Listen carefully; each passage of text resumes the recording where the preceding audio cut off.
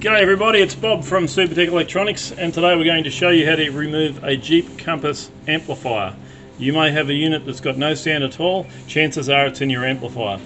The tools you will need is a 10mm socket and just something that you can use to pry. Okay, so first thing we're going to do is lift this part here, and we're going to expose the amplifier, which lives under here.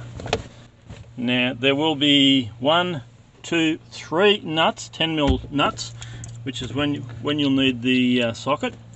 And to remove the power harnesses, you just press that middle pin and pull the cable out. And there's 1, 2 of those. So let's just go ahead and do that.